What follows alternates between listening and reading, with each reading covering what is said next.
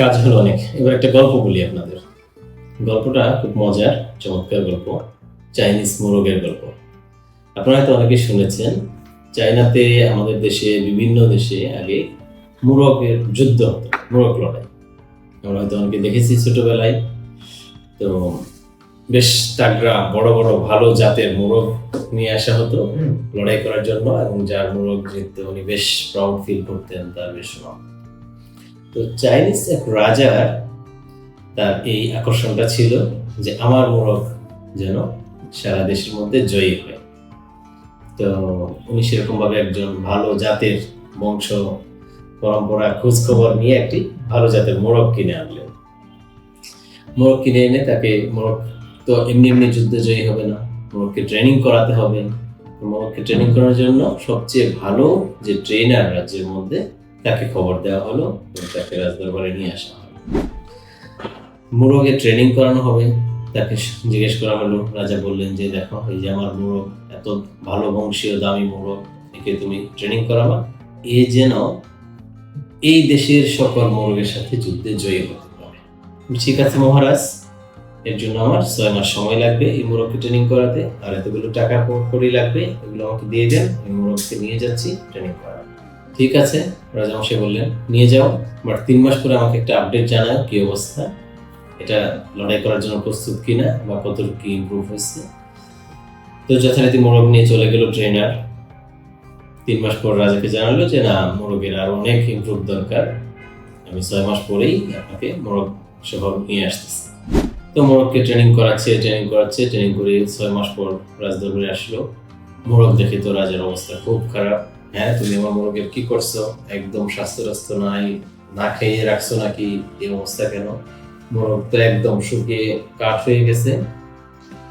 তো কিন্তু মোরগের খুব তেজ, আশেপাশে দূরে, অনেক দূরে একটা মোরগ যদি কক করে সেখান থেকে লাফ দিয়ে ওঠে, তার আর কাছে কোনো মোরগ দেখলে তো ঝাঁপিয়ে পড়ে, এরকম অবস্থা।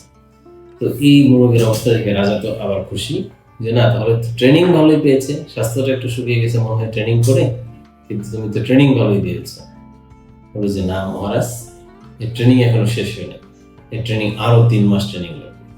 কেন আরো 3 মাস? কেন, ও তো খুব ভালো অ্যাটাক করে দিচ্ছে। বলে না, ও পুরোপুরি প্রস্তুত হয়নি যুদ্ধে জেতার জন্য, বলতে হলে আরো 3 মাস সময় দেন মহারাজ, আমি নিয়ে আসতেছি। তো যেই কথা সেই কাজ, 3 মাসের জন্য আবার তাকে দিয়ে দেওয়া হলো। সে মোরগ নিয়ে চলে গেল, ট্রেনিং করাচ্ছে কি ট্রেনিং করাচ্ছে আমরা জানি না, ট্রেনার জানে।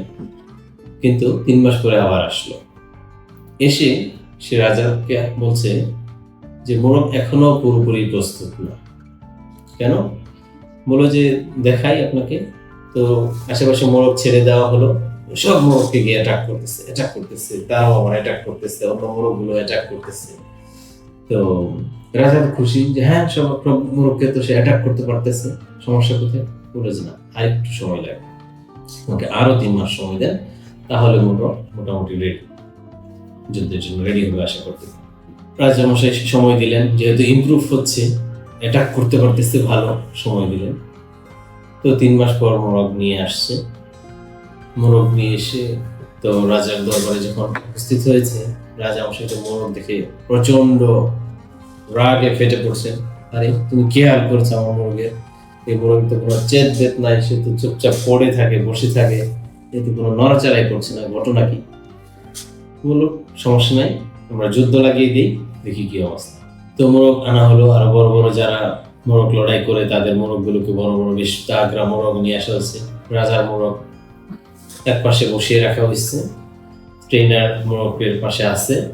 তো মোরগ, অন্য মোরগগুলো যখনই ছেড়ে দেওয়া হয়, সেই সার্কেলের মধ্যে, যুদ্ধের সার্কেলের মধ্যে ওই রাজার মোরগটা শুধু এরকম করে একটু তাকায়।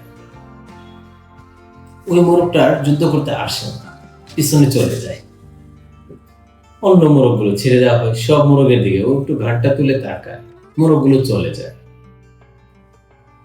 এরকম ভাবে বেশ কয়েকটা মোরগ দেখলো যে রাজার মোরগের সাথে কোনো মোরগ যুদ্ধ করতেই আসতেছে, ঘটনা কি? তো নিঃসন্দেহে যেহেতু কোনো মোরগ এখানে যুদ্ধের সার্কেলের ভিতরে থাকতেছে না, আর রাজার মোরগ যুদ্ধের সার্কেলের ভিতরে আছে, সেই জয়ী। নিঃসন্দেহে রাজা মোরগ জয়ী হলো।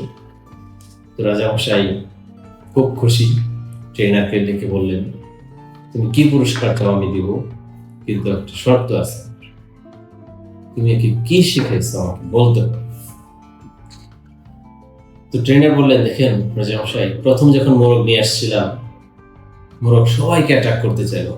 1 কিলোমিটার দূরে কোনো মোরগের শব্দ বলে সে লাফিয়ে ঝাঁপিয়ে উঠত, কিন্তু তখন সে হেরে যেত। সে তার প্রতিপক্ষকে চিনতে পারত কতটা শক্তিশালী। এর পরের বার যখন নিয়ে আসলাম, তখন হয়তো অত দূরের কিছু না, কিন্তু কাছে কেউ এসে তাকে অ্যাটাক করলে সে আর তাকে ছাড় দিত, তার শক্তিটা সে পুরোপুরি দেখিয়ে দিত। কিন্তু শেষবার যখন আমি নিয়ে আসলাম, সে মোরগটা ট্রেন আপ হয়েছে, তার শক্তিটাকে সে তার ভিতরে অ্যাবজর্ব করে রাখার ক্ষমতা অর্জন করছে, শক্তিটাকে সে প্রদর্শন করে নাই। কিন্তু সে যে শক্তিমান এটা তার আচরণে অন্য মোরগদের বুঝিয়ে দিয়েছে, ফলে অন্য মোরগরা তার সাথে যুদ্ধ করার সাহসী করে নেয়, তারা পিছিয়ে গেছে। কাজে আমাদের শক্তি থাকলেই প্রদর্শন করতে হয় না, শক্তিটাকে সুসংহত করে নিজের ভিতরে রাখতে হয়, যেন এটা প্রয়োজনে কাজে লাগানো যায়। ধন্যবাদ সবাইকে, এবার একটু কাজ করি।